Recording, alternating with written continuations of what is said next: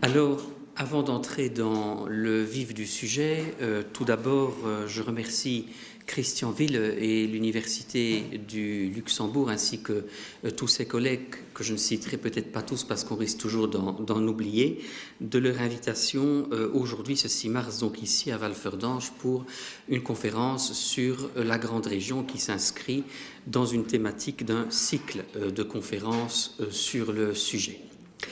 Alors, comme vous le voyez à l'écran, je m'appelle Franz Clément, je suis docteur en sociologie du Conservatoire national des arts et métiers à Paris et j'officie, je peux dire, au CEPS, donc, qui est un institut de recherche que tout le monde connaît certainement, qui existe depuis pas mal d'années. Je suis là-bas pour ma part depuis un petit peu plus de 17 ans et nous sommes donc maintenant basés depuis 3 ans à Esch-Bellewalle, puisque vous savez que c'est sur l'ancienne friche d'Esch-Bellewalle que seront concentrées à terme toutes les institutions de recherche que compte le Grand-Duché, les CRP, l'université et également d'autres associations ou organisations qui œuvrent dans le domaine de la recherche au sens large ici au Grand-Duché. Alors, je vous le disais, nous sommes dans le cadre d'un cycle de conférences. Il est possible que je répète un petit peu ce que vous avez déjà entendu la dernière fois, mais pas à 100%, rassurez-vous, notamment en ce qui concerne l'historique de la grande région. Je voudrais surtout aujourd'hui insister sur 2 concepts qui rentrent dans la construction, je vais dire, d'un territoire transfrontalier comme l'est la grande région, et 2 concepts que l'on a souvent sans doute une tendance à confondre, à mélanger, à mal utiliser, à mal entrevoir le sens profond, c'est l'intégration et la coopération. Alors pourquoi je dois dire cette différence? Tout simplement parce que la grande région, elle existe depuis des années. Il n'y a pas, je dois dire, 2 mois qui se passent sans qu'il y ait au minimum quelque part une conférence sur le sujet, un article sur le sujet, une interview à la radio, à la télévision, sur le sujet de la grande région. Et il y a, je dois dire, très souvent un thème qui revient, qui est lancinant et qui consiste à dire que la grande région, c'est une espèce d'Europe en miniature. Alors là, je dois dire, je suis très circonspect pour ma part et très hésitant pour affirmer que tout cela est bien exact. Tout d'abord, une Europe en miniature, qu'est-ce que c'est? Dans quel sens est-ce qu'on prend le mot Europe dans ce sens-ci?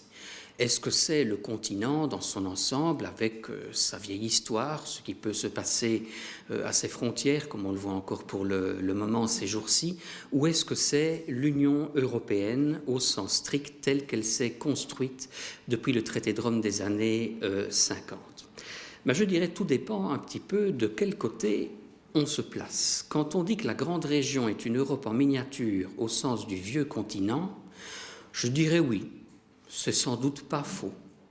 La grande région, c'est un espace sur lequel vous trouvez 2 grandes cultures essentielles, la culture germanique, la culture latine, sur laquelle vous parlez 3 langues, le luxembourgeois, le français, l'allemand, sur le territoire de laquelle vous entendez parler aussi des dialectes. Je viens personnellement de Martelange, en province de Luxembourg, en Belgique, en Wallonie, donc on ne parle pas le luxembourgeois à Martelange comme on le parle à Arlon ou à Luxembourgville. On ne parle pas le wallon comme on le parle à Bastogne, de la même manière qu'on le parle à Tournai ou à Mons ou à Charleroi. Donc je dois dire, c'est en quelque sorte un grand espace sur lequel se trouve une multitude de choses qui peut en effet faire penser au vieux continent européen, où depuis très longtemps, on entretient entre soi, je vais dire, des relations sur lesquelles on voyage, puisque c'est quand même pas le plus grand continent que le monde comporte. Je lisais encore récemment un livre sur l'histoire des pèlerinages à Saint-Jacques-de-Compostelle. Eh bien, on y venait depuis la Scandinavie, depuis le début des pèlerinages, ce qui montre finalement qu'on communiquait dans les cultures qui sont les nôtres, on se découvrait l'un l'autre finalement, on n'hésitait pas à faire du chemin pour aller dans des contrées qui n'étaient pas celles dans lesquelles vous trouviez les mêmes cultures que chez vous.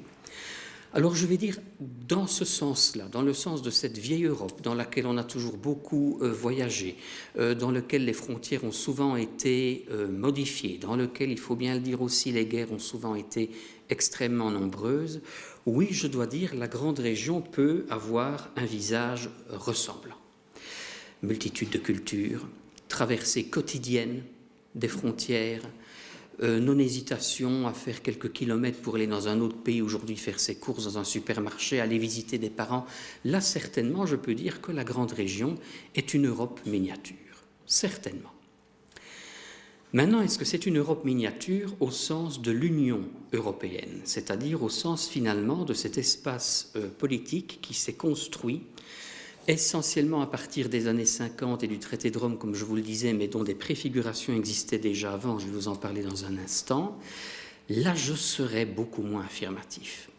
L'Union européenne, à 28, telle que nous la connaissons aujourd'hui, a eu en effet des ancêtres. Avant 1957, vous aviez eu par exemple, en 1944, à la sortie de la guerre, la création du Benelux, où la Belgique, le Luxembourg et les Pays-Bas, qui étaient à l'époque parmi les plus petits États de l'Europe, ont voulu déjà se mettre ensemble pour essayer finalement d'affirmer, peut-être pas une identité commune, mais une force commune disposée à faire poids devant des pays beaucoup plus grands qui allaient venir par après, comme l'était par exemple dans le cadre de la CECA, la Communauté européenne du charbon et de l'acier, la France, l'Italie, l'Allemagne. Des tentatives pareilles, vous en avez eu encore bien avant en matière économique. Vous savez qu'on a créé l'euro, la monnaie unique, ça a parfois été un des rêves des pères de l'Europe, mais si on se reporte à une échelle plus petite, en 1921, par exemple, on avait déjà créé l'UEBL, l'Union économique belgo-luxembourgeoise, où finalement la Belgique et le Luxembourg avaient des monnaies séparées, qui étaient les francs belges et luxembourgeois, mais qui avaient une même valeur. Moi encore, avant qu'on ne connaisse l'euro, dans ma région, je me souviens qu'on payait à Martelange, à Arlon, à Bastogne, à Luxembourg, à Esch, on payait indifféremment avec des billets belges et des pièces belges ou luxembourgeoises. Si vous alliez à Bruxelles ou à Ostende, c'était déjà plus tout à fait la même chose. Et puis souvenez-vous, au moment de l'unification allemande, il y avait bien sûr aussi ce qu'on appelait déjà le Zollverein, qui était un accord douanier entre les États de l'Allemagne en devenir d'unification. Donc je vais dire, on a connu des préfigurations de l'Europe bien avant l'Union européenne telle que nous la connaissons aujourd'hui. Bien sûr, une préfiguration qui n'avait pas l'ampleur territoriale, surtout et politique, de l'actuelle Union européenne, mais qui détenait quand même déjà certains moyens qui sont repris, qui sont utilisés aujourd'hui à l'intérieur de cette union. Et alors dire que la grande région est cette fois-ci une Europe miniature au sens de l'Union européenne, là je ne suis plus tout à fait aussi enthousiaste. Vous n'avez pas de monnaie unique dans la grande région, vous n'avez pas de traité, j'y reviendrai, vous avez un simple espace de coopération. C'est tout, purement et simplement. Alors que l'Union européenne, c'est une intégration au sens politique du terme. Une intégration en ce sens que des pays ont volontairement voulu devenir membres d'un espace qui est devenu supranational, dans lequel ces pays finalement ont volontairement délégué une partie de leurs compétences, de leur pouvoir, de leur budget, de leur méthode de fonctionnement, de leurs fonds financiers de fonctionnement à cette entité supranationale qu'est l'Union européenne pour qu'elle exerce certaines compétences et prérogatives en place et lieu de ces pays. Alors vous me direz, oui, il reste encore certains reliquats. La politique agricole, vous la trouvez encore au niveau européen, mais elle est aussi redéclinée dans les pays, vous les trouvez également dans certaines régions, comme en Belgique fédérale par exemple, c'est tout à fait possible. Mais globalement, l'intégration politique de l'Union européenne, c'est bien cela, ce sont des pays qui ont accepté de s'enlever une main, un bras, un doigt, un pied et de le donner à une autre institution en quelque sorte qui marche pour eux, qui écrit pour eux dans certains domaines. La grande région, c'est pas du tout ça. C'est un simple espace de coopération. Et encore de coopération qui peuvent parfois s'avérer, vous le verrez, plutôt réduites. Vous n'avez pas dans la grande région, la région Lorraine, le Grand-Duché de Luxembourg, la Sarre, la Rhénanie, la Wallonie, la communauté française qui ont accepté de se défaire de certaines de leurs compétences pour les donner, par exemple, au sommet de la grande région qui va les exercer à leur place. Pas du tout. C'est en ça, en quelque sorte, que la grande région ne peut pas être considérée comme une Europe miniature au sens de l'intégration politique. C'est un espace dans lequel vous trouvez des coopérations, mais pas de véritable intégration politique. Je nuancerai légèrement ce que je dis tout à la fin de l'exposé, vous comprendrez pourquoi certainement. Mais c'est surtout, disons, autour de ces deux concepts que je voudrais vraiment entrer à présent dans le vif du sujet, intégration politique et simple coopération. Alors pour ce faire, nous allons, je dois dire, étudier un petit peu de plus près quelles sont les principales institutions dans la grande région et quels sont leurs textes fondateurs. Je reviens pendant un bref instant simplement à quelques considérations historiques. Là aussi, de la même manière, je dois dire que vous avez parfois le débat entre Europe miniature au niveau de la grande région, vous avez parfois des querelles entre, pas seulement des historiens, mais aussi d'autres personnes, sur l'histoire de la grande région. Quand est-ce qu'elle est née ? Mais je dois dire que certains vous diront il faut remonter très très loin. Quand vous regardez aujourd'hui le territoire de la grande région, ça correspond à peu de choses près au vieux-duché de Luxembourg qui préfigurait au Moyen-Âge. Déjà à l'époque, il y avait sans doute de l'urbanisme qui était commun, des ressemblances architecturales, des parlers qui étaient communs. On peut faire remonter la grande région à tout cela. Je n'en suis pas convaincu. Même si je ne veux pas forcément, je vais dire, détruire ce genre de thèse, il y a toujours une image que j'ai plaisir à donner lorsque vous vous rendez, par exemple, en visite dans la cathédrale Notre-Dame, ici à Luxembourg, que vous entrez par le fond de la nef et que vous arrivez à hauteur du transept, quand vous regardez le chœur et en dessous des deux jubés sont reproduits les blasons d'anciennes possessions du duché de Luxembourg. Et vous allez retrouver là, en effet, c'est vrai, des possessions des villes, qui avaient à l'époque d'autres statuts, qui en faisaient partie. Je pense par exemple à Arlon, à Chigny, à Thionville, à Montmédy, qui sont là, à Durbuy, à Bitburg en Allemagne. Et c'est vrai qu'on pourrait se dire, regardez, quand on voit ce vieux duché de Luxembourg, il y avait déjà un genre de grande région qui était là. Oui, mais enfin bon, tout ça a quand même fait patatras, je vais dire, ensuite avec des rectifications de frontières, des invasions qui venaient de gauche et qui venaient de droite, même s'il ne faut pas nier qu'il y a sans doute, je vais dire, des choses qui sont restées en commun, comme des conceptions architecturales des bâtiments, je vous le disais il y a un instant. J'ai quand même pour ma part, c'est un point de vue personnel qu'on n'est pas obligé de partager, j'ai quand même pour ma part l'impression que cette grande région, elle est née il y a beaucoup moins longtemps et même très récemment. Je serais tenté de dire dans les années 60-70, avec la crise sidérurgique qui a frappé les entités de la grande région et encore pas de manière uniforme. Qu'est-ce qui s'est passé à partir des années 60 ? On a senti un déclin très net de l'activité sidérurgique dans des régions très proches qui se trouvent aujourd'hui effectivement au cœur de la grande région. Vous avez bien évidemment le nord de la Lorraine. Vous avez bien évidemment le bassin minier du Grand-Duché, tout au sud. Vous avez en Belgique le bassin d'Attu, qui est plus limité.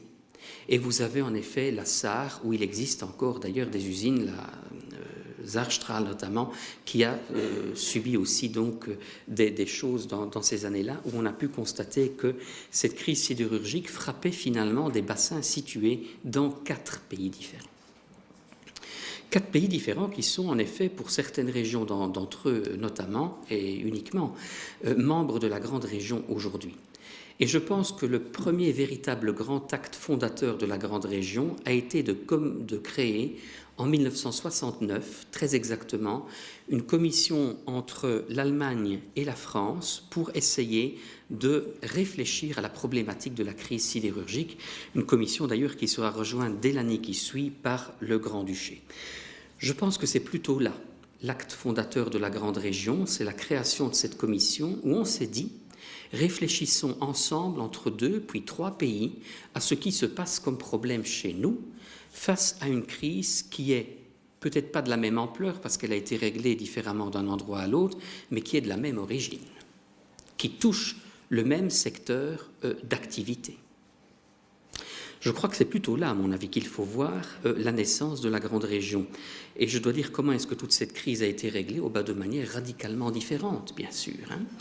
La Sarre, je dois dire, a maintenu une certaine part de son activité sidérurgique. Vous la voyez encore le long de la rivière Sarre quand vous allez maintenant du Grand-Duché vers Sarrebruck. La Lorraine est indiscutablement la région qui a le plus souffert, qui a des années après encore, c'est visible, le plus de mal certainement à se remettre de cette crise. Vous voyez encore des grandes étendues de champs qui étaient occupées, notamment du côté de Mont-Saint-Martin, Longwy, par des entreprises et des infrastructures sidérurgiques. Du côté belge, en 1976, fermeture de l'usine d'Attu qui a complètement périclité et qu'on a rasé quelques années plus tard. Côté luxembourgeois, les choses ont été plus simples. On avait introduit un programme qui s'appelait la DAC, la division anticrise, où on a réussi à opérer des reconversions professionnelles du personnel de la sidérurgie, à réaliser aussi des possibilités de retraite anticipées. Bref, je vais dire, les solutions à cette crise internationale ont été nationales ou régionales, c'est comme vous voulez, mais en tout cas, elles n'ont pas été grand régionales déjà à l'époque aussi, même si on avait commencé un embryon de réflexion sur les problèmes communs et finalement le destin commun, l'avenir commun qui allait résulter de cette fameuse crise sidérurgique.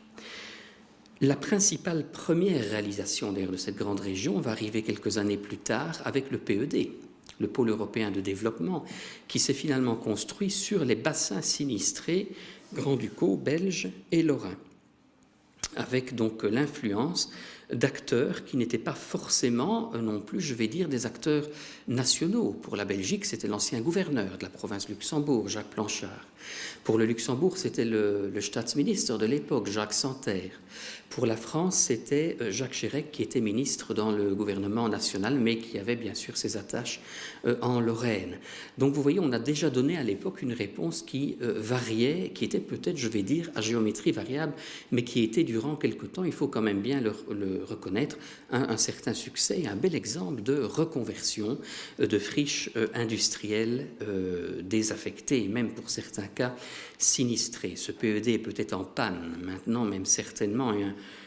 Une relance devrait peut-être s'effectuer, mais ce n'est pas le principal objet de l'intervention d'aujourd'hui. Je vous le disais, c'est historique une fois fait. Je pense que nous allons devoir nous atteler à bien connaître les institutions de la grande région et leurs textes fondateurs, parce que pour moi, la première d'entre elles est inévitablement cette petite commission qui avait été créée à l'époque et qui va déboucher finalement par un travail de réflexion au sein de la grande région 10 à 11 ans plus tard, très exactement en 1980, sur un accord relatif à la coopération germano-franco-luxembourgeoise dans les régions frontalières. Cet accord va être signé à Bonn, en Allemagne, en 1980. Je vous ferai remarquer, vous le voyez aussi bien aussi, que cette préfiguration de la grande région, qui n'a pas encore le visage géographique qu'on lui connaît aujourd'hui, vous remarquez que la Belgique n'y est pas présente. Ça viendra plus tard. Vous verrez pourquoi, comment. Donc on trouve tout d'abord un premier accord en 1980 qui est signé en quelque sorte par divers gouvernements et qui inclut divers territoires. Vous avez donc bien sûr l'entièreté du Grand-Duché de Luxembourg. Vous avez ensuite les 4 départements lorrains. Et alors, vous avez bien sûr les Länder allemands, la Sarre, et alors remarquez quand même pour le Land de Rheinland-Pfalz qu'il n'est pas compris dans son intégralité. Vous trouvez la région de Trèves palatino-occidentale et le Landkreis de Birkenfeld, qui sont donc des subdivisions propres à l'Allemagne. Donc voilà, je dirais en quelque sorte, au-delà de la première commission des années 69, le premier grand accord qui ait véritablement été signé au sein de la grande région pour donner ce que je pourrais appeler une assise, je ne vais pas dire réglementaire, mais je dirais plutôt une assise peut-être juridique, mais en quelque sorte une assise qui peut préfigurer, qui peut servir de base à une coopération dans cet espace. Alors, Cette coopération, elle a été voulue, je vous le disais, à l'initiative toutefois des gouvernements nationaux. C'est important à préciser. Si dedans vous trouviez en effet les régions que vous voyez là, les départements et alors les entités allemandes et tout le Luxembourg, c'est quand même bien un accord qui a été signé par les gouvernements nationaux du Luxembourg, de la France et de l'Allemagne, et une coopération qui était instaurée, je dirais, dans le but de consolider, de développer des relations de voisinage en ce qui concernait des activités d'intérêt commun, en particulier dans des domaines administratifs, techniques, sociaux, économiques, culturels. Et pour cela, qu'est-ce que l'on a fait? On a créé, à partir de cet accord, deux institutions, une commission intergouvernementale et une commission régionale. Alors, la commission intergouvernementale, de quoi peut-elle en quelque sorte s'occuper? Eh bien, dans les régions visées, elle peut formuler des recommandations, elle peut préparer des projets d'accord, elle peut charger l'autre commission dont je vais vous parler de lui présenter des propositions ou projets d'accord, de lui soumettre des recommandations et de lui faire rapport sur certaines questions. C'est volontairement que j'ai inscrit en gras les mots que vous voyez apparaître aujourd'hui, parce qu'ils vont avoir toute l'importance sur laquelle je vais revenir dans un instant pour expliquer cette différence entre intégration et coopération. Et puis on a créé une deuxième commission, une commission régionale cette fois-ci, qui traite des questions de coopération, qui fait rapport à la commission intergouvernementale de ses activités et qui soumet des recommandations, le cas échéant, à cette même commission. Regardez bien les deux commissions. Quelles sont leurs compétences? Je reviens à la première. Formuler des recommandations, préparer des projets d'accord, charger une autre commission de lui présenter des propositions ou des projets d'accord, soumettre des recommandations, faire rapport, traiter des questions, faire rapport, soumettre des recommandations. Je reviendrai à ça dans un instant, ça a toute son importance. Vous le voyez dans le tableau qui se trouve ici, j'ai remis les deux commissions telles qu'elles résultent de l'accord relatif avec leurs compétences. Et vous voyez finalement que, je dois dire, il y a dans les compétences une certaine ressemblance. C'est dans la composition qu'il y a une différence. La commission intergouvernementale est composée des gouvernements nationaux des pays membres, France, Allemagne, Luxembourg, alors que la commission régionale, elle, a une composition effectivement davantage en accord avec le territoire de la Grande Région de l'époque. Le gouvernement des Länder allemands, le préfet de la région Lorraine et de la Moselle, les préfets des autres départements lorrains et le gouvernement du Grand-Duché, qui est bien entendu un État central. Alors, voilà en quelque sorte la composition. On a donc en quelque sorte les deux niveaux de pouvoir. On a en quelque sorte l'impression que c'est le premier, la commission intergouvernementale, composée des gouvernements nationaux, qui attend des choses de la part de la commission régionale où sont représentées les entités, non plus nationales mais régionales. D'accord, ça apparaît relativement clairement. Mais quand vous voyez les compétences que j'avais mises en grec, j'ai reprises dans le tableau ici, recommandations, projets, charger la commission, questions, rapports, recommandations, projets d'accord, propositions. Je vais dire, ce sont des choses que j'avais tendance de dire la première fois que j'ai donné cette conférence-là, des choses qui ne mangent pas de pain. Des recommandations, mais je crois qu'on peut toujours en formuler. N'importe quel groupe, par exemple, qui voudrait défendre une cause peut formuler des recommandations à l'intention des gouvernements. Des projets, on peut toujours en imaginer. Des questions, on peut toujours en poser. Des rapports, on peut toujours en écrire, en espérant qu'ils soient suivis. Des recommandations, je vous le disais, on peut toujours en formuler. Des projets d'accord, on peut toujours en élaborer. Et des propositions, il n'y a pas de souci, on peut toujours, dans le cadre de débats, essayer de soumettre des propositions. Vous voyez bien en quelque sorte que ces deux commissions qui résultent du premier grand élément, je vais dire, de fondation de la grande région, premier élément vraiment institutionnalité, ces commissions ont des compétences relativement vagues.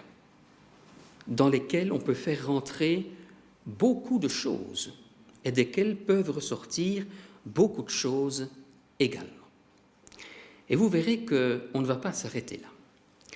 Entre-temps, vous avez eu quelque chose qui va apparaître beaucoup plus concret, mais qui va arriver beaucoup plus tard, en 1998, c'est la charte de coopération culturelle de la région Sarlor-Lux-Trèves palatino-occidentale, qui a donc été signée le 9 octobre 1998.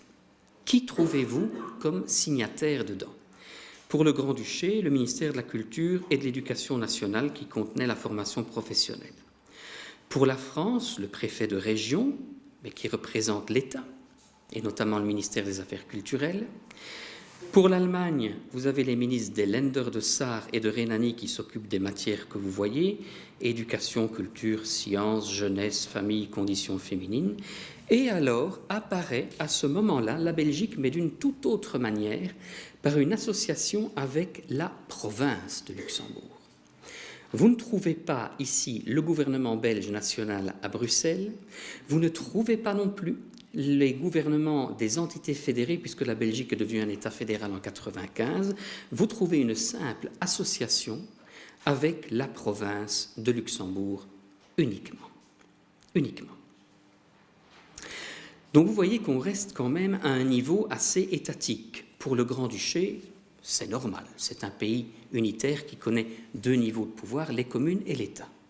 Pour la France, le préfet de région représente l'État, il agit au nom de l'État. L'Allemagne, vous voyez que ce sont directement les ministères des deux Länder, mais il faut savoir qu'en Allemagne, les Länder ont rang d'État. Quand vous allez par exemple en Bavière, le long de l'autoroute, quand vous arrivez là-bas, vous voyez un grand panneau Freistaat Bayern. Donc en Allemagne, c'est la particularité, les Länder ont réellement rang d'État. Et alors on a une simple association qui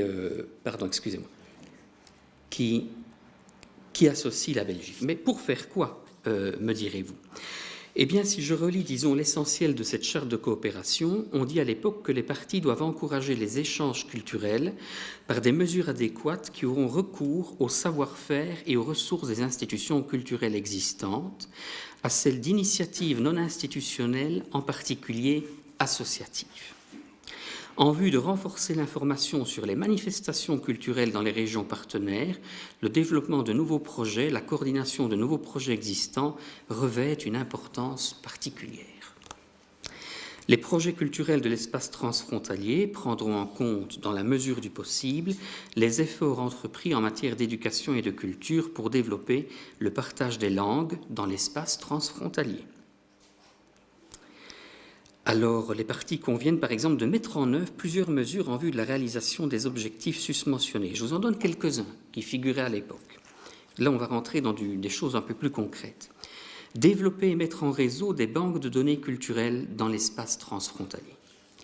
Inciter et faciliter l'organisation de manifestations communes dans tous les domaines de la musique, du théâtre, des musées et des bibliothèques par la mise en réseau des organismes culturels existants.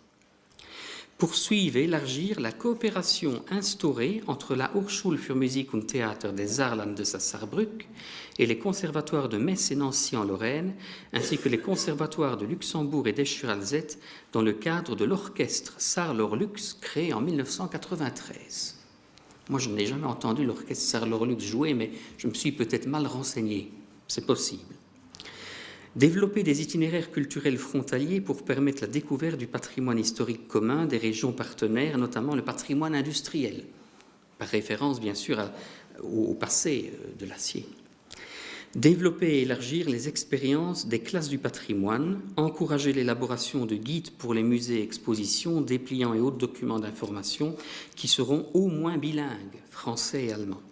Utiliser les possibilités de documentation offertes par les multimédias au profit des musées et les développer, et les parties conviennent de renforcer des efforts en vue d'une meilleure promotion des événements culturels.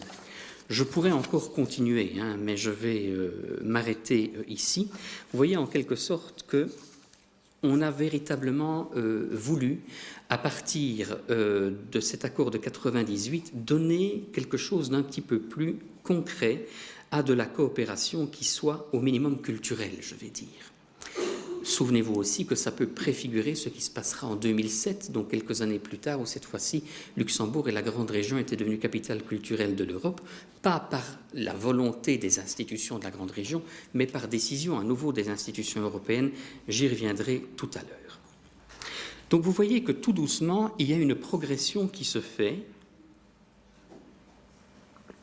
dans l'élaboration des institutions et dans la mise en œuvre de certaines coopérations. Décidément.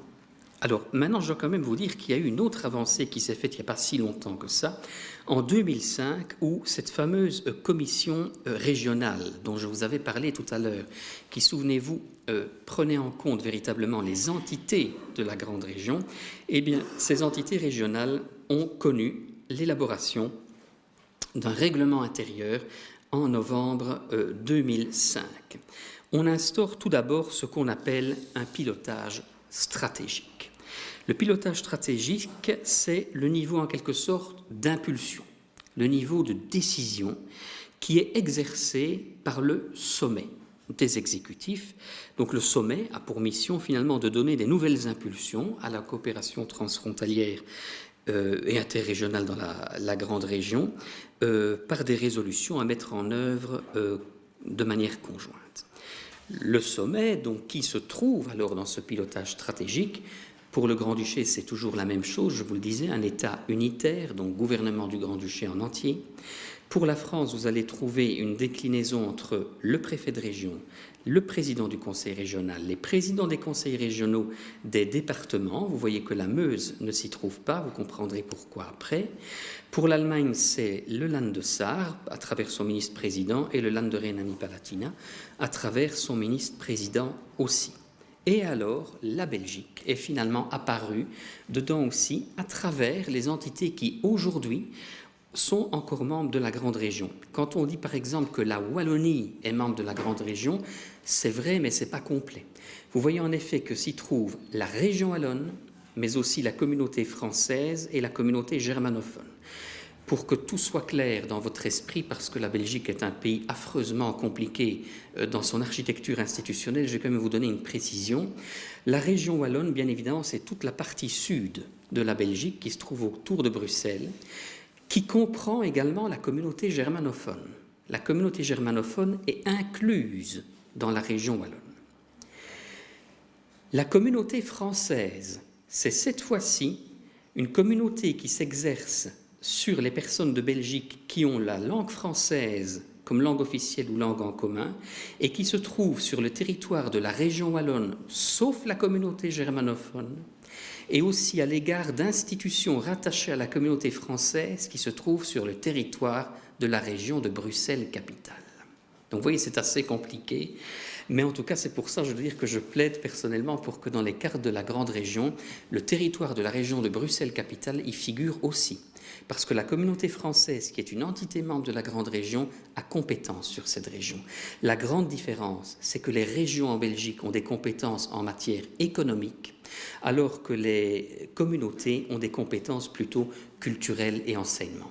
C'est pour ça que la communauté germanophone étant par exemple incluse dans la région wallonne, c'est la région wallonne à Namur qui prend les décisions économiques pour la communauté germanophone. Mais en matière d'enseignement et de culture, même si la communauté germanophone est membre de la région wallonne, elle reste autonome pour ces compétences-là.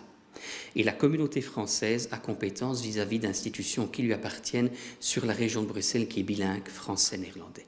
C'est une architecture extrêmement compliquée qui a été faite pour apaiser les tensions communautaires, qui n'a pas vraiment été reproduite dans un autre pays à l'étranger à ce jour, même si je sais que le Québec a déjà fait des missions pour s'en inspirer. Mais enfin voilà, disons, voilà qui exerce le sommet de la grande région. Ce sont toutes ces institutions à travers leur ministre-président, préfet, président et le Premier ministre du Grand-Duché. Et puis alors, on a aussi mis en place un pilotage opérationnel qui, lui, est là pour, en quelque sorte, assurer les aspects opérationnels et de suivi. En quelque sorte, le pilotage stratégique décide, le pilotage opérationnel met à exécution ce qui a été décidé auparavant. Et là, vous avez ce qu'on appelle pour tous les pays représentés un collège des représentants délégués des exécutifs, c'est-à-dire que toutes les entités membres des grandes régions choisissent qui elles veulent pour mettre cela en route. Ça peut très bien être des personnes qui assument des missions de fonctionnaires au Conseil régional de Lorraine, à la région wallonne, dans les Länder ou dans les ministères du Grand-Duché. Donc là, c'est relativement libre pour essayer en quelque sorte de mettre en route tout cela. Donc, vous voyez, nous progressons en quelque sorte non seulement à travers le temps, mais également à travers le développement de certaines institutions. Ceci date, je vous le rappelle, de 2005. Et je dois dire, en ce qui concerne tout l'aspect décisionnel de la grande région, nous n'avons pas été au-delà aujourd'hui. On en reste à ce qui a été décidé il y a 9 ans d'ici. C'est pour ça que maintenant, les autres institutions dont je vais vous parler n'ont pas véritablement grand-chose à voir avec des missions décisionnelles ou qui pourraient en quelque sorte entraîner des décisions menant à des projets concrets pour la grande région. Nous allons donc voir maintenant d'autres types d'institutions.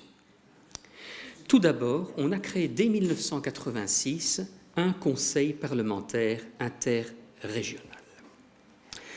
Alors, de quoi est composé ce conseil parlementaire? Remarquez déjà bien l'expression. On ne parle pas d'un parlement de la grande région. On parle d'un conseil parlementaire interrégional.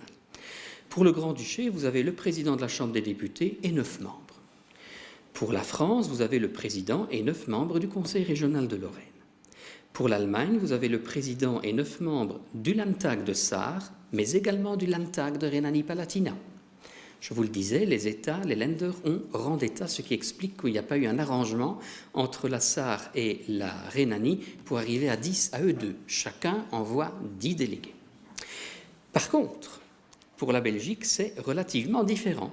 Là, il y a eu, parce que les entités fédérées n'ont pas rang d'État, il y a eu un accord entre les 3 entités membres. Vous voyez qu'il s'agit du président et de 4 membres du Parlement wallon, qui siègent à Namur, qui étaient élus directement. Le président et 2 membres du Parlement de la communauté française. Ça va devoir d'ailleurs changer, puisque dans la nouvelle réforme de l'État en Belgique qui va s'appliquer, il n'y aura pas d'élection. Si vous voulez, les membres du Parlement de la communauté française vont émaner de la communauté, de la région wallonne, mais également de la région de Bruxelles-Capitale. Il n'y aura donc pas d'élection directe de leur part. Et vous trouvez le président et un autre membre du Parlement de la communauté germanophone. Voilà, mais vous retrouvez en gros 10 personnes pour chaque entité membre de la grande région, sauf évidemment pour la Belgique où il y a eu un compromis entre les diverses entités membres. Alors, je dois vous dire quand même que là-dedans, j'y reviendrai peut-être dans le débat, si nous avons un débat et des questions tout à l'heure, parce que je crois quand même que c'est une composition qui doit poser question. Vous avez, et c'est tout à fait normal, en démocratie, vous avez des répartitions politiques. Il est normal, par exemple, que dans un Parlement, si vous avez 30% de socialistes, 20% de libéraux, 20% de démocrates chrétiens, 20% d'écologistes et autres, que vous fassiez une répartition entre les différents courants politiques qui y sont représentés. Mais vous avez parfois aussi, c'est vrai, des répartitions géographiques, si bien que je dois dire, c'est à mon avis quelque chose qui peut poser problème, si je prends le cas de la Belgique que je connais bien, où on délègue là-dedans des membres de Parlement qui arrivent d'endroits où on ne sait pas trop bien ce que c'est que la grande région et comment elle vit. Mais ça, c'est une question sur laquelle on pourra peut-être revenir. Alors, ce conseil parlementaire s'est doté aussi en 1986 d'un règlement d'ordre intérieur et regardez ce qu'il peut faire. Promouvoir le rôle économique, social, culturel de la grande région. Contribuer au développement d'une perspective de coopération transfrontalière dans les domaines relevant de la compétence normative de chacune des régions. C'est une assemblée parlementaire consultative, on le dit bien. On parle de résolution du Conseil, et par résolution, le texte entend l'expression d'une opinion sous la forme de recommandations, d'avis sur base de propositions. Alors il y a quand même le mot décision qui apparaît. Les recommandations, avis et décisions du Conseil ne peuvent être adoptées contre la volonté de l'une des assemblées membres. Quand vous voyez le texte de ce règlement d'ordre intérieur du Conseil parlementaire interrégional, c'est à nouveau une démonstration éclatante que la grande région est un espace de coopération et non pas d'intégration politique. Comparons à nouveau, qu'est-ce qui fait le Parlement européen ? Lui peut prendre de véritables décisions qui ensuite seront soumises éventuellement à débat, qui seront ensuite, je vais dire, aussi, il faut bien le dire, il y a aussi ce jeu qui se passe avec le Conseil des ministres, avec la Commission, avec des directives, des règlements qui arrivent aujourd'hui. Le Parlement a d'ailleurs pris de l'ampleur au niveau européen sur les autres institutions de l'Europe, mais au niveau du Conseil parlementaire interrégional, regardez ce qu'il peut faire. Promouvoir le rôle économique, contribuer au développement d'une perspective de coopération, et c'est bien dit, dans les domaines relevant de la compétence normative de chacune des régions. Ça veut dire qu'on peut contribuer au développement d'une perspective de coopération, c'est subtil, dans la compétence normative de chacune des régions.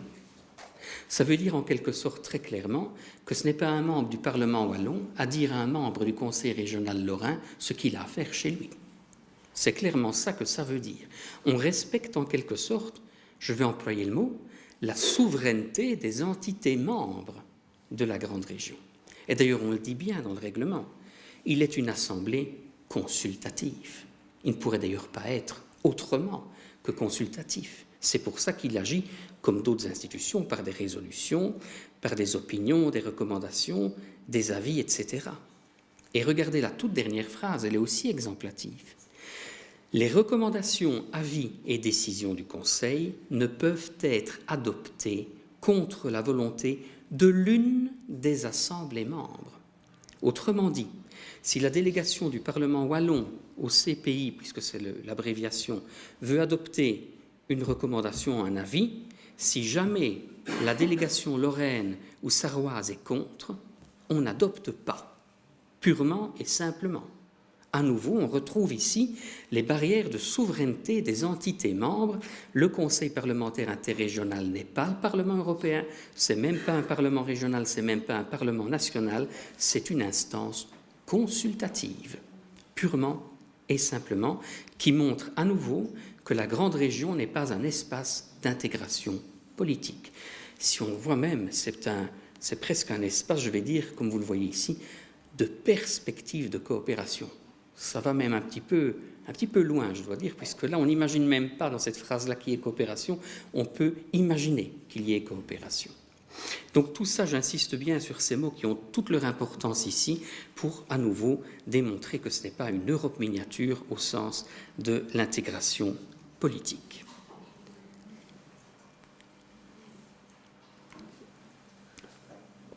Et puis alors nous allons voir la dernière institution, le Comité économique et social de la grande région, qui lui a été constitué en 1997. Là, c'est un organe consultatif. Là, je dois dire, c'est tout à fait normal. Vous avez des CES, comme on dit, CESE maintenant en France, un Conseil économique, sociétal et environnemental, un peu partout en Europe, dans les régions, les États, etc. C'est toujours une instance consultative. Là, je dois dire, il n'y a pas de problème à se poser. Ce sont en quelque sorte souvent des délégations de partenaires sociaux qui viennent du monde patronal, du monde syndical, avec des représentants d'administration publique qui réfléchissent à la situation de la grande région et qui peuvent émettre des avis, des résolutions, des recommandations.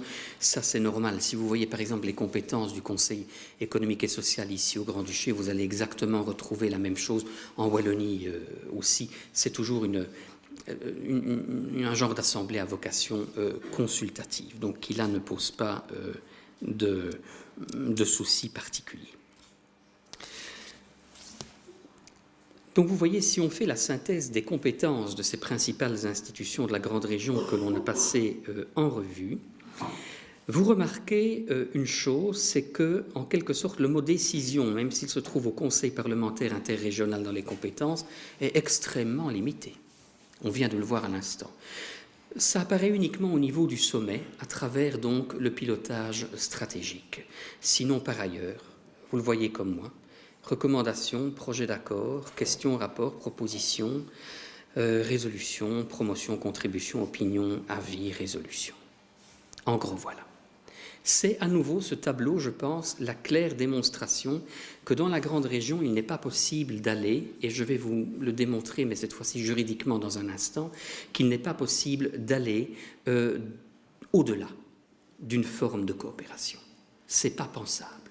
Ça peut rester de la coopération, mais ce n'est en aucun cas de l'intégration politique comme peut l'être l'Union européenne.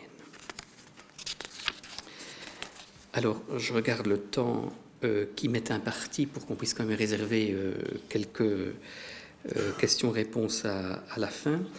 Je vais donc, au-delà de ces synthèses, vous montrer quand même ceci. Vous êtes en train de vous dire, mais enfin, finalement, est-ce qu'il ne serait quand même pas possible d'aller de cette coopération à davantage d'intégration politique ? Oh ben oui, mais pour faire de l'intégration politique, il y a une seule bonne manière de le faire. Je vous le disais en introduction, c'est comme l'a fait l'Union européenne, traité de Rome, et puis traité d'Amsterdam, de Nice, de Maastricht, etc., c'est-à-dire agir par des traités internationaux. Alors la question que l'on peut se poser maintenant, est-ce que les entités membres de la grande région auraient le pouvoir de conclure entre elles des traités internationaux pour passer d'une simple phase de coopération à une phase d'intégration politique? Eh bien, nous allons passer l'ensemble de ces institutions en revue. Le Grand-Duché, ça ne pose bien sûr aucun problème, c'est le seul État indépendant et souverain de la grande région. La Constitution dit bien le Grand-Duc fait les traités qui sont approuvés par la publication ensuite des lois. Donc quand on dit le Grand-Duc, évidemment, c'est-à-dire c'est le pouvoir exécutif, donc c'est le gouvernement qui fait les traités qui sont approuvés par la loi, c'est-à-dire par la Chambre des députés. Aucun problème, le Grand-Duché est en mesure, comme État souverain et indépendant, de signer un traité avec ses voisins de la grande région. Pas de souci. Voyons plus loin. La Belgique. Alors là, la constitution belge, c'est comme la construction institutionnelle du pays. Je ne vais pas rentrer dans les détails parce que ça relève du supplice chinois, je ne peux pas dire autre chose. Sachez simplement que les parlements des communautés, il y a donc 3 communautés en Belgique, communauté française, flamande et germanophone, peuvent en effet régler certaines des matières que vous voyez là par traité international. La région germanophone aussi, elle a droit à un article particulier dans la Constitution. Alors maintenant, ensuite, les organes régionaux qu'elle crée, eh bien, la Constitution belge leur donne le même pouvoir qu'aux communautés. C'est-à-dire que la communauté germanophone, la communauté française, la région wallonne, qui sont des entités membres de la grande région, ont le pouvoir de conclure un traité international, avec cette particularité d'ailleurs, sans demander l'avis du gouvernement fédéral à Bruxelles. D'autorité, la région wallonne à Namur peut conclure un traité international avec qui elle veut, sans que le gouvernement d'Elio Di Rupo ne dise oui ou non. L'Allemagne. Là, nous voyons ici que les Länder peuvent en effet, sous certaines conditions, la fédération, donc c'est-à-dire l'Allemagne entière, peut en effet conclure des traités internationaux, puisque c'est à nouveau un État indépendant. Mais nous allons voir ensuite que, au niveau des Länder, en effet, il y a possibilité pour ces Länder de conclure un traité international, mais vous le voyez bien à la fin de cet article 32 de la Grundgesetz en Allemagne, avec l'approbation du gouvernement fédéral. Donc là, c'est très différent de la Belgique. La Sarre, la Rhénanie-Palatinat peuvent aussi conclure des traités internationaux avec les entités belges, avec le Grand-Duché, mais à condition de demander l'avis au gouvernement de Mme Merkel à Berlin. Vous voyez donc finalement, je veux dire, la différence entre le fédéralisme allemand et belge. Le fédéralisme belge se rapproche plus d'une certaine forme de confédéralisme. C'est ce qui explique cette histoire cocasse que quand vous avez des sommets européens, il y a toujours 4 sièges pour la Belgique. Vous avez un pour le gouvernement fédéral, 5, un pour la communauté flamande et la région qui ne font plus qu'un, un pour la communauté française, pour la communauté germanophone, pour la région wallonne, alors que des plus grands pays n'en ont qu'un seul. Mais c'est ce qui explique cette différence de conception du fédéralisme. Donc jusqu'à présent, je vais dire, tout irait très bien dans le meilleur des mondes. Les entités fédérées allemandes, belges et le Grand-Duché, au sein de la grande région, pourraient déjà conclure un traité international au niveau de la grande région. Il nous reste à voir du côté français et du côté lorrain à présent. Que dit l'article 53 de la Constitution française? Elle dit que les traités ne peuvent être ratifiés ou approuvés qu'en vertu d'une loi. Qui a le pouvoir d'édicter la loi en France? L'Assemblée nationale et le Sénat. C'est tout, pas les régions. Donc c'est là où le blocage va se trouver. La région Lorraine ne pourrait pas rejoindre les autres partenaires de la grande région pour conclure un traité sur la grande région. Une pirouette pourrait être en quelque sorte que ce soit l'Assemblée nationale et le Sénat qui concluent un traité à caractère régional pour la région Lorraine. Ça, évidemment, ce serait tout à fait autre chose, avec peut-être, évidemment, des risques. Si on commence comme ça pour une région, d'autres régions demandent à ce qu'on fasse la même chose pour elles aussi. Mais donc, en tout cas, je vais dire du pur aspect des entités membres de la grande région, le blocage viendrait évidemment du côté de la région Lorraine, à qui la Constitution ne reconnaît pas plus d'ailleurs qu'à une autre région en France, la capacité de conclure un traité international. Donc on se trouve finalement face à un obstacle ici. Mais alors vous êtes en train de vous demander, mais enfin avec tout ce qu'il vient de nous dire aujourd'hui, c'est plus de la coopération que de l'intégration, on ne peut pas véritablement avancer. Vous devez sans doute vous demander, mais finalement, est-ce qu'on y fait vraiment quelque chose dans cette grande région? Est-ce qu'il y a bien quelque chose qui se dégage de cette espèce de grand espace de coopération qui existe depuis tellement d'années? Eh bien, je dirais oui, mais je vais tout de suite relativiser ce oui. Vous allez voir que l'on développe des choses qui se trouvent dans ce que j'appellerais dans l'esprit de la grande région, mais qui ne sont pas forcément le fait des institutions de la grande région. Beaucoup de choses qui se passent dans la grande région sont en effet, je dirais, la résultante d'accords multilatéraux entre entités de la grande région. Je voudrais vous donner, je dois dire, un exemple pour certaines choses. Vous connaissez tous certainement ce qu'on appelle le lycée de Schengen. Le lycée de Schengen se trouve à Perl, en Allemagne, donc sur la rive de la Moselle qui est face à Schengen. On lui a donné le nom de Schengen pour les raisons que vous devinez bien sûr. C'est une école donc où on accueille des élèves qui ont des cours en allemand, français, où on apprend véritablement des choses à caractère tout à fait régional. Mais qui a créé ce lycée de Schengen? C'est pas la grande région, c'est pas le sommet, c'est pas le conseil parlementaire. C'est un accord bilatéral entre le gouvernement de la Sarre et le gouvernement du Grand-Duché, purement et simplement. Comme je vous le disais, c'est une réalisation dans l'esprit de la grande région, mais qui résulte ici d'un accord entre deux entités membres de la grande région, purement et simplement. Alors, il y a aussi dans la grande région des réalisations d'initiatives européennes. Vous savez tous que la période de programmation des programmes Interreg, je suppose que tout le monde a entendu parler des programmes Interreg qui permettent à travers toute l'Europe à des régions de monter des projets de coopération entre elles, eh bien, on avait en effet, durant la période de programmation Interreg, créé un Interreg 4A grande région, donc un programme Interreg spécifique à la grande région. Qui l'a créé? C'est l'Union européenne. Il est vrai, à la demande du sommet. Là, c'était le sommet qui avait pris une décision qui consistait à demander aux institutions de l'Union européenne de bien vouloir créer un programme spécifique Interreg pour la grande région et qui a connu certaines réalisations. Je devrais simplement insister sur le fait que tout ceci n'est pas forcément nouveau, mais cette fois-ci, c'était en quelque sorte un programme qui était bel et bien réalisé pour l'ensemble du territoire de la grande région. Par exemple, là où j'habite, entre la Belgique et le Grand-Duché, à travers les parcs naturels de la Haute-Sûre, des deux côtés, on a créé un circuit transfrontalier des légendes, avec un circuit de promenade, une brochure, un baladeur sur les oreilles et des histoires ainsi. Donc vous voyez à nouveau des réalisations, en quelque sorte, qui viennent dans l'esprit de la grande région, mais qui ici sont financées et décidées par l'Union européenne in fine. Mais c'est vrai, disons qu'à l'issue du 8e sommet de la Grande Région, je vous lis les conclusions, on avait dit « Les membres du sommet se prononcent en faveur d'un programme commun pour la Grande Région. Pour cela, et sous réserve de l'adoption définitive des règlements communautaires, ils prennent donc la résolution suivante, patati et patata. » Et puis vous avez quand même, ça peut arriver, je vais dire, des initiatives qui sont propres à la Grande Région.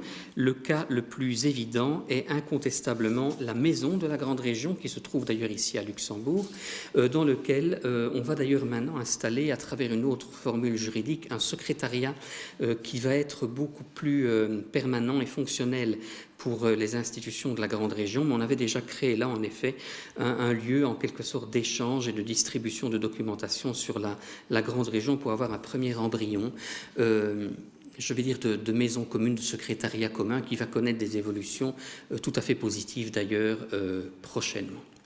Donc vous le voyez, on fait quand même des choses, malgré ces difficultés à aller vers de l'intégration politique, malgré ce blocage au niveau de la coopération politique, on arrive quand même à réaliser des choses dans la Grande Région, même si c'est parfois la résultante d'institutions qui ne sont pas celles de la Grande Région.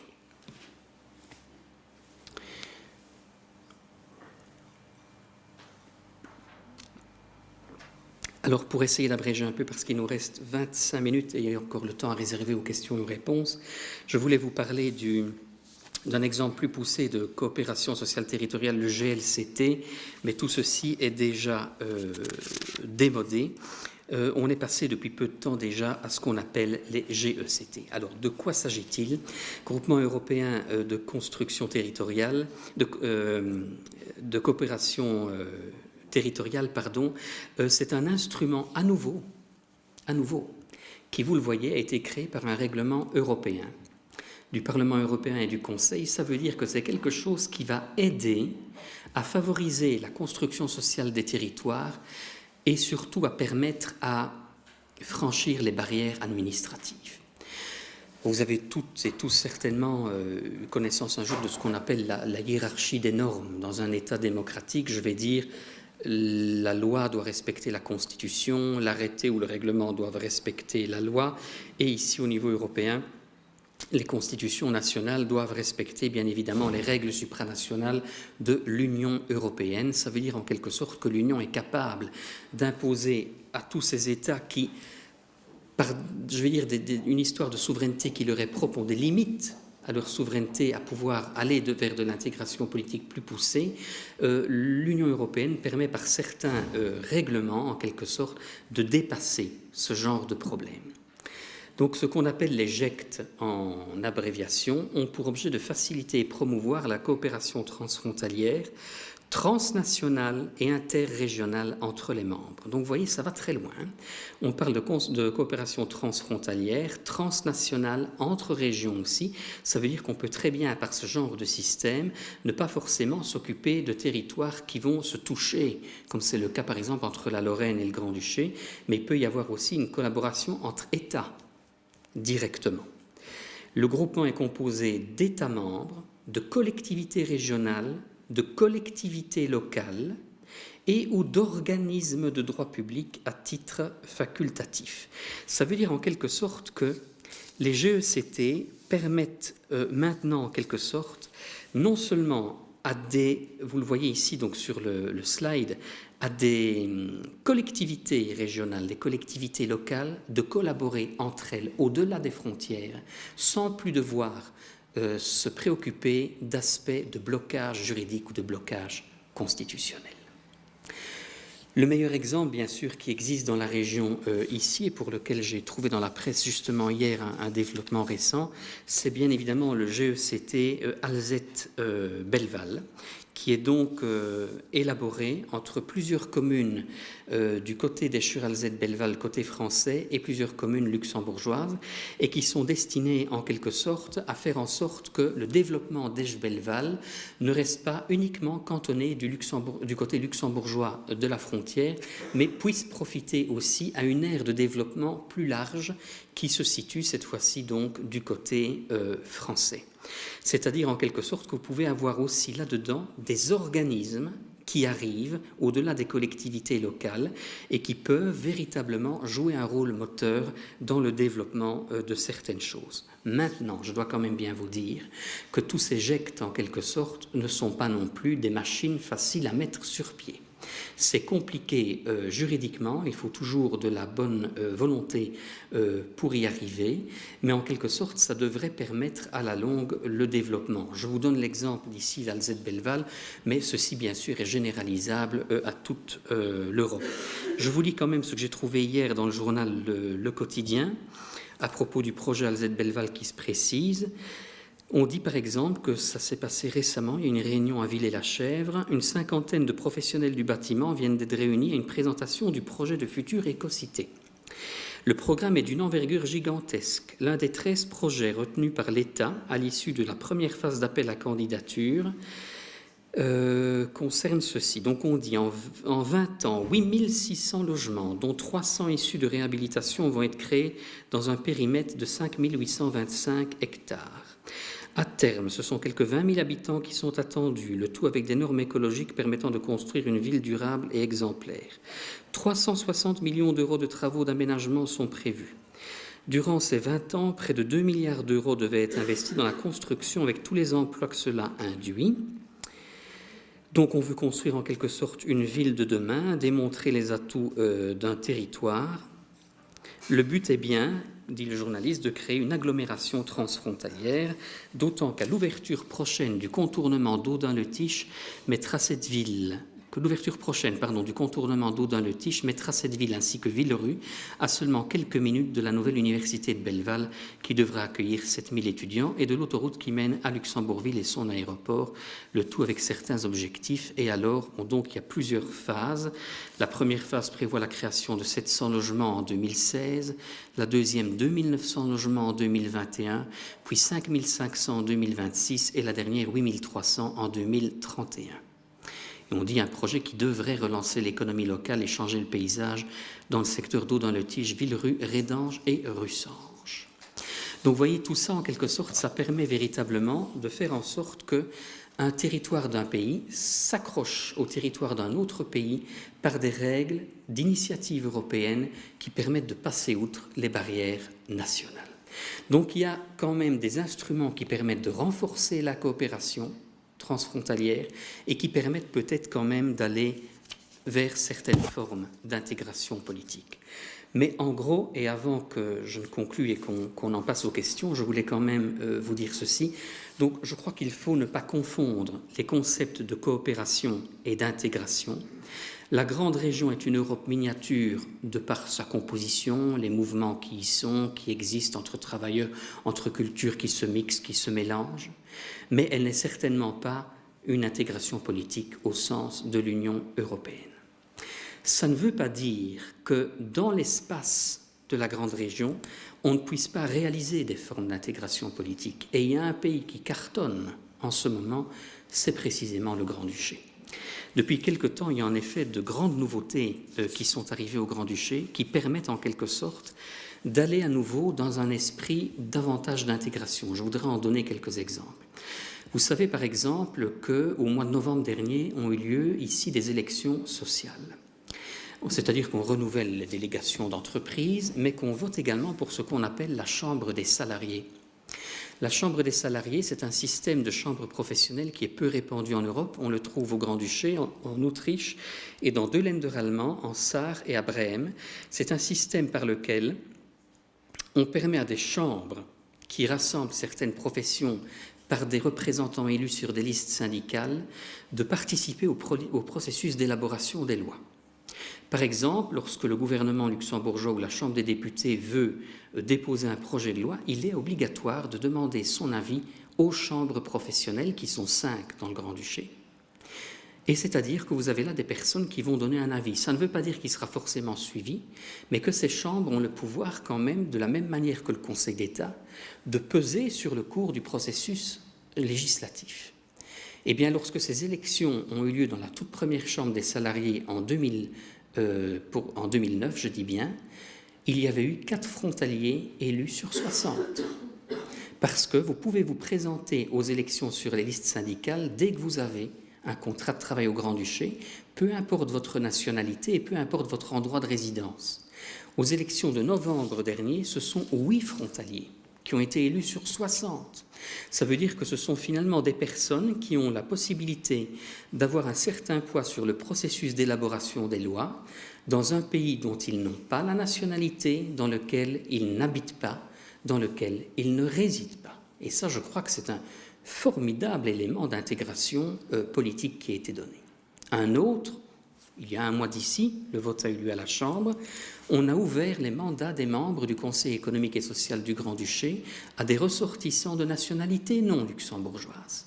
Et quand vous lisez l'exposé des motifs de la loi, il est bien inscrit, le Grand-Duché a fortement progressé en frontaliers et en immigration étrangère depuis les années 80, essentiellement les frontaliers depuis 85, avec une situation de 45% de frontaliers aujourd'hui et une forte situation d'étrangers résidents. Il faut donc adapter certaines institutions à ces réalités. Conclusion, le Conseil économique et social ouvre ses mandats à des non-luxembourgeois à l'avenir. Autre réforme qui, à mon avis, est en débat pour le moment, c'est la possibilité de vote pour les étrangers aux prochaines élections législatives de 2018. Ce n'est qu'à l'état de débat pour le moment. Autre exemple encore, c'est la facilitation de l'adoption de la nationalité luxembourgeoise par l'adoucissement, je vais dire, enfin l'adoucissement, je ne devrais pas employer ça, la diminution, on va dire, des conditions pour obtenir cette nationalité. Donc ici, c'est un exemple à contrario.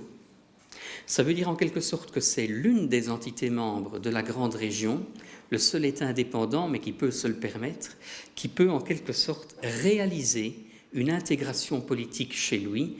Et il est vrai aussi, il faut quand même bien le signaler, c'est bel et bien le Grand-Duché qui est au cœur de la grande région. Je crois en effet qu'il faut distinguer, j'en terminerai par là, la grande région au sens politique du terme, qui est cette grande carte qui va presque de Mayence sur les rives du Rhin à Tournai en Wallonie, qui se trouve presque sur la mer du Nord, et de Bruxelles à Épinal. Mais la vraie grande région, je crois, celle où il y a tous ces flux qui se marquent, qui la font vivre, où les problèmes se posent, je crois qu'il suffit de mettre un compas sur la ville de Luxembourg, de tracer un rayon d'une centaine de kilomètres autour, et vous avez le rayon où se situent véritablement les grands flux de travailleurs frontaliers qui sont, ici, je dois bien vous le dire, si vous prenez le seul Grand-Duché, 15% de tous les frontaliers de l'Union européenne viennent au Grand-Duché, 15%, et 25% dans la grande région, parce qu'il y a surtout de forts mouvements entre la France et la Belgique. Voilà, j'espère donc vous avoir un petit peu éclairé, ne pas avoir été trop ennuyeux aujourd'hui, et vous avoir apporté un nouvel éclairage, notamment en matière de coopération et d'intégration. Il nous reste un quart d'heure. Si vous avez des questions ou des commentaires, c'est bien sûr très volontiers. Je vous remercie pour votre bonne attention.